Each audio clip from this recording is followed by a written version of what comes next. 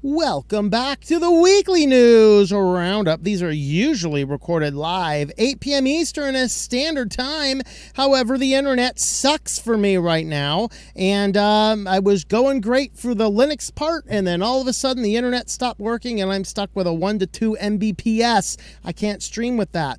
So you can catch the show live usually. However, I will also remind you next week we will not have, most likely not even have a news program at all. Certainly not a live news program, as I will be teaching at a camp next week.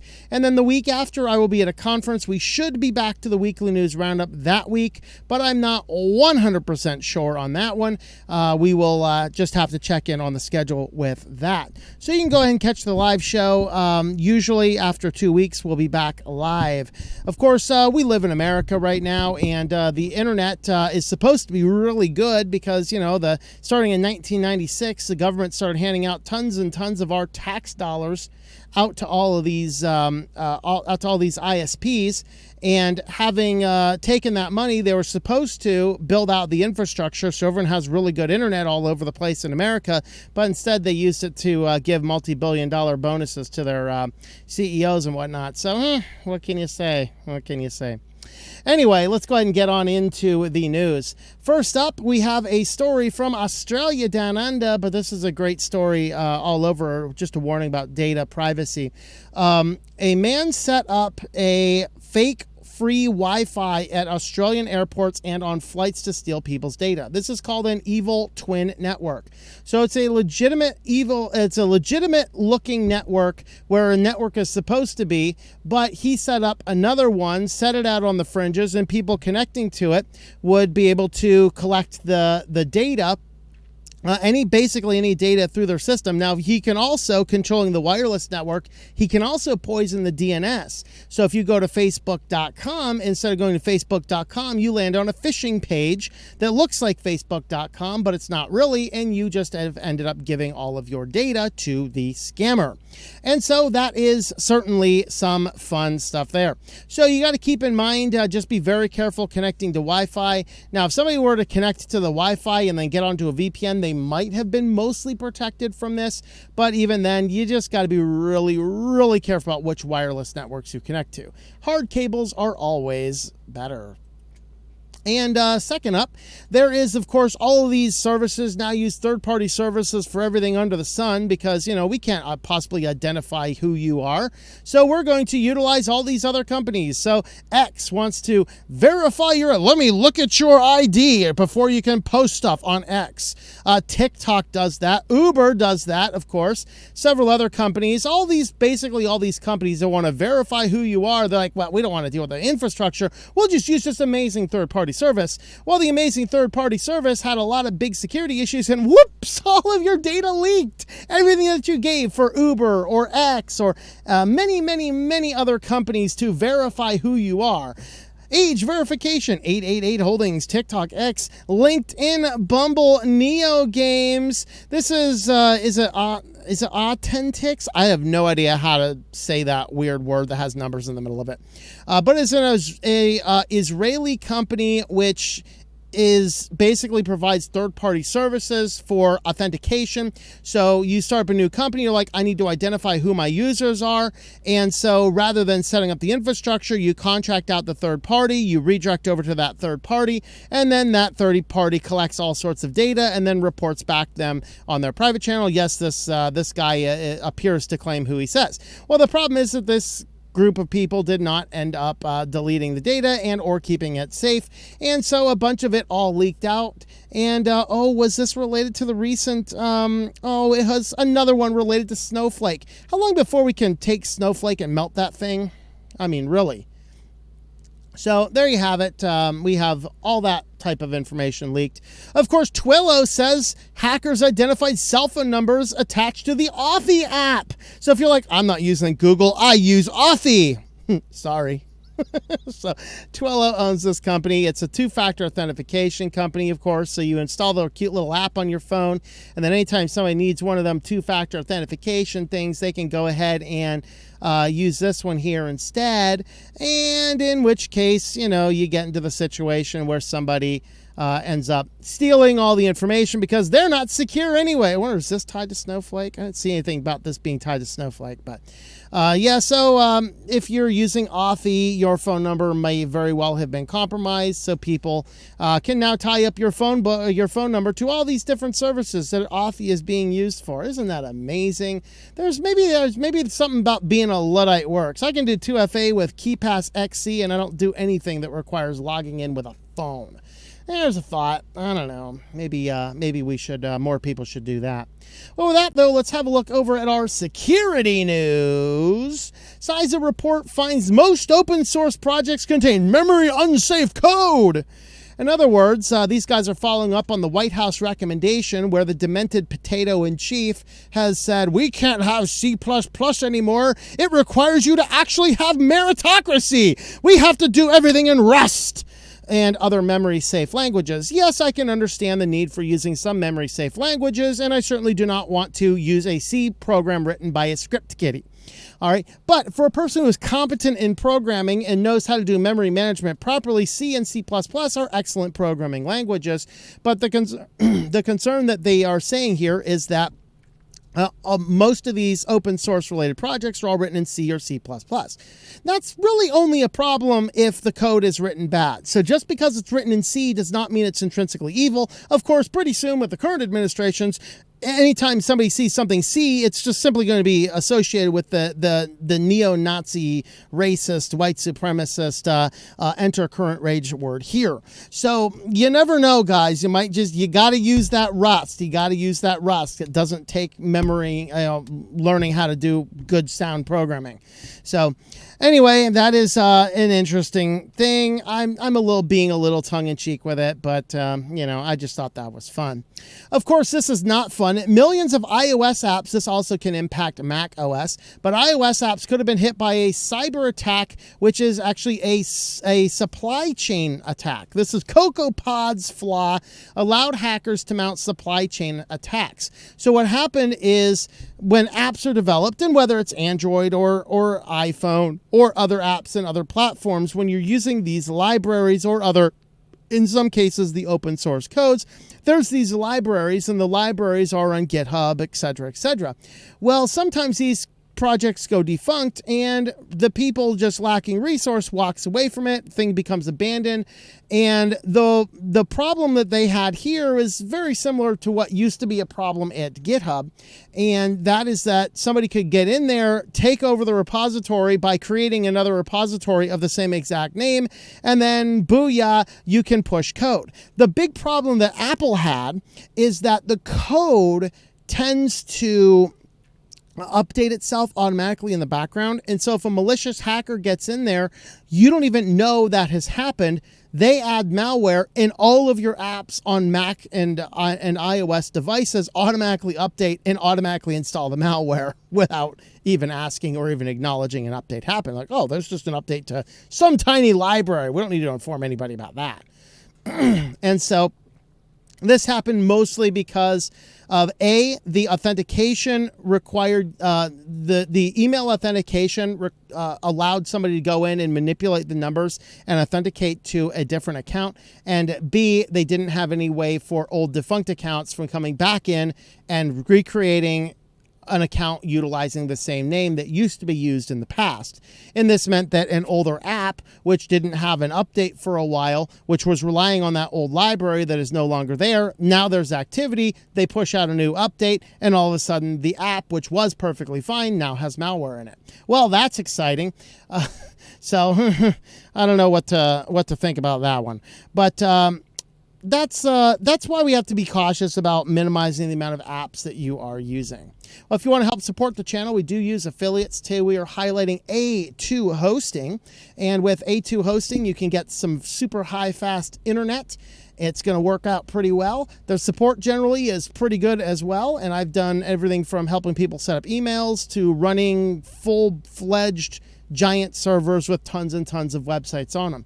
I've always had a lot of good luck with A2 hosting, and the people who have reported back to me have said that they have also had some good luck as well.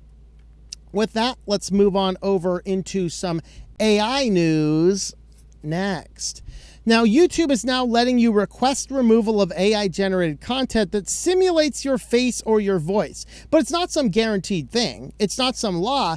In fact, it's entirely at their discretion. So if you happen to take the thousands and thousands of hours of content I have and make me say all sorts of weird stuff, like vote for Joe or something, then if I find that such content, there's no like automatic thing. I simply submit a support request, which we know a big company like YouTube is submitting a support request. I'd have just as much luck writing that support request on a piece of paper, folding it into a paper airplane, and casting it off into the sun and hoping it lands on some Google engineer's desk. Okay, that's about what they're doing. And then entirely, even if they do actually see the thing, they're leaving it 100% to their own discretion whether or not they actually follow that thing. So whatever that happens to be worth. So they are saying that they're not immediately taking it down just because somebody has spoofed your voice or your face, but they're going to at least consider it and then decide if what they're doing. And of course, if they're making you say something, I don't know, that they don't want to, basically, I'm guessing it's going to be just like their overall policies in general. I don't know. But speaking of Google, they are killing the planet. Google's emissions rose 50% in the last 5 years due to the demand by AI energy. We have to really wrestle with this because first problem we have is that AI itself is more fundamentally problematic than anything else. Scammers are using it because AI itself is perfect enough to be used, but not perfect enough to be used super well. However, when you're using AI for some legitimate purpose, it's not good enough yet. So effectively, the only people right now making the best use of AI happens to be the scammers. And then it costs a ton of extra money. It causes all of these fad AI crap being jammed into everything under the sun. And now, of course, it uses an excessive amount of energy, all to achieve really something some creative person could be done who no longer has a job. So there is what that has to say. But overall, with everyone talking about the climate change and consuming all this energy, maybe it behooves us to reduce the amount of energy we're using, maybe not force everybody onto electric cars, which are more often not powered by diesel generators. And maybe we ought to think about stopping this AI nonsense and, bringing real people back to real work again. That'd be a useful thing as well. Of course, I recognize, that AI does have some places, some purposes, and things like that. But whatever that happens to be worth. And with that, if you want to help support the channel, we do have a shop. We can have a look over at shop.switchedtolinux.com. You can buy this nifty hat, or hey, maybe this nifty coffee cup full of some amazing coffee. And we also have we have mouse pads, we have bags, we have just all sorts of fun stuff. You can explore over there what all we have. These are fulfilled, of course, by Spreadshirt or Spreadshop, I guess it's called now. But you can have a look over there and see the type of stuff we have. Shop.switchedtolinux.com. And with that, let's have a look over at corporatocracy news next. First up, Netflix, of course, is reminding us once again that we should really start buying used DVDs and spinning up that Jellyfin server because they are increasing their prices once again. Now, this particular price rise is for UK and Canada, among a few other places, but they're raising their plans. And people are getting the emails if they're on one of the lower tiered plans. Even the ad-supported lower tier plans are going up. They're getting rid of those, and they're telling everybody, well, you're either going to have to buy a new plan or your access is going to stop working. Go figure, right? So now it's, $6.99 to get the ad-supported, and then $15.99 if you want the HD ad-free plan, or $22.99 if you want the 4K ad-free plan. That they're still going to find out how to cram ads in there, by the way. It's just your movie won't be interrupted with ads. To be clear, they're still going to show you ads on the screen. They're just going to not interrupt your movie with it. So if you're looking to pay somewhere between, you want to see the ads, $7, dude, I could buy like 8 DVDs at pawn shops for 15 bucks. There you go, guys. 8 DVDs, you can do that, and then you keep them forever. And if you decide, it's just not worth it anymore, don't have time to watch stuff anymore, you can turn it off. You can still watch those 8 DVDs later on. Of course, you may or may not be able to put them into some form of digital server so that you can watch them on your phone as well, things like that if you want to do it. But there you have it, guys. Netflix is reminding you once again to create that own private server because they want to take all of your money because, they don't want you owning anything. Come on. And an update onto the Facebook saga. Of course, this relates to the pay model over in the EU, where EU said to Facebook, hey, you have to have some way that people can not have their data scraped and used. And so Meta came up with the idea to pay or consent. So if you do not want to be tracked, they allege, you pay for the service. Or if you don't want to pay for the service, then by not paying, you are explicitly consenting to be tracked. Well, they supported this, and then the EU came out and said, no, that's not good enough. And the reason it's not good enough is they're telling Facebook they have to have an option to have contextual ads, not targeted ads. And honestly, the world would be infinitely better if we did away with all of these targeted ads and going straight for the contextual ones. And so with that as it is, what we're seeing here is that now Meta's, despite making all these changes, they're being forced to say, hey, let's go ahead and do something on the contextual instead. That really is the approach. I would make a lot less deal and probably run ad blockers less if the world itself banned targeted advertising. Let's just go to the contextual stuff. It makes a lot of sense. Rather than chase me around, you want to buy my crap? Want to buy my crap? I'm leaving. I'm going to another site. Want to buy my crap? Want to buy my crap? I'm leaving. Going to another site. Want to buy my crap? Want to buy my crap? And they keep on doing that ad infinitum.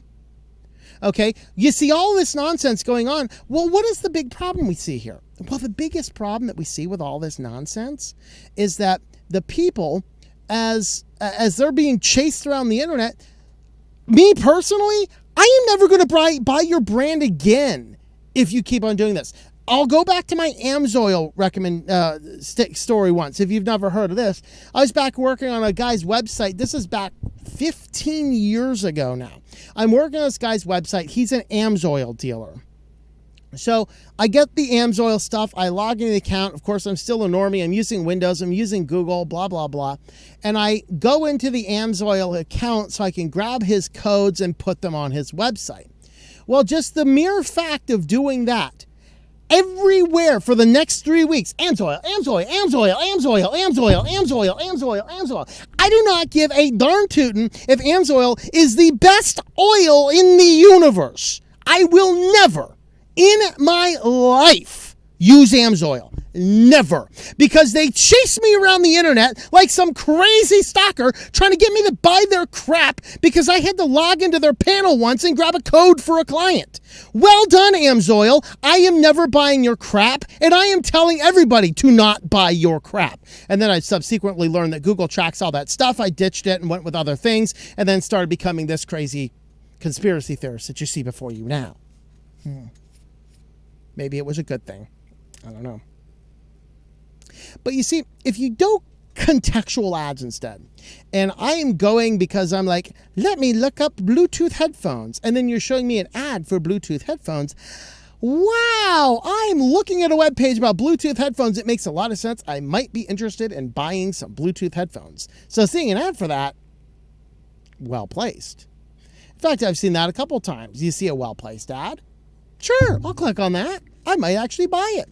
I've actually have clicked on an internet ad once and purchased the products behind that internet ad. But it wasn't an ad that was chasing me around the internet all over the place. It was contextual to what I was looking up. Just a thought for all you marketers out there who want to moonlight as stalkers. All right, guys. Well, let's have a look at your favorite place and mine. Let's wrap this up in a little bit of SillyVille. First and foremost, robotic cats, dogs, and birds are being deployed among an epidemic of loneliness. Guys, I've heard of this happening over in China. This story is New York State. That is right. It has lofted off the seacoast of China, floated its way around several continents, up the Atlantic coast, and implanted itself into the Hudson River. And now the mind virus of utilizing robotic dogs to treat loneliness has reached America. Lord help us all. Literally, Lord help us all. And so here you have it. This actually goes back. I think they've been doing this for a few years, but they said that there's some more popularity here. 62% of 62 million, Americans aged 65 and older, accounting for 18% of total population for Pew Research. And of course, they're getting lonely. So of course, what do? We give them a fake dog. Yeah, look at that. It's fake dogs. It's a robotic dog. That thing looks terrifying. It looks like it's about to eat your soul. I mean, the good news is you can have a dog that doesn't poop all over the place, right? It's always, there's always small blessings and things like that. Oh, here's robotic birds. Yikes. So, yeah, it's happening. It's happening. And over in South Korea, this internet company injected malware into customers' computers in order to stop the spread of malware. Yeah, so what they did is they were looking at who was using torrents, and if anybody was using torrents, what they did is they started to inject malware onto the computers, and the malware would block torrents. And their claim was to say, well, they're using torrents. They must be downloading malware. So we're going to infect their computers with malware to stop them from downloading potential malware. So they're forcing you to have malware in order to get malware. Wait. Very interesting indeed. So maybe you're using that torrent to download Ubuntu. I mean, somebody actually did make a copyright claim against somebody for torrenting Ubuntu once. But there you have it, guys. So, yeah, oh boy, there you go. Then we killed Napster. There you go. Talk about malware. Yeah. So there you go. South Korea is killing people's computers to possibly save them. There you have it. Well, if you want to help support the channel, we do have a Patreon page, patreon.com/TOMM. You can join us on over there. A couple months, we will resume our short story series. I've got some great new ideas coming in. In the meantime, we will be compiling the rest of our short stories. And, of course, you can jump on there and you can go back into the backlog. You can read the old ones. The audiobooks are no longer valid, but we will have new ones in the future. With that, guys, thank you for watching, and I hope that you enjoy switching to Linux.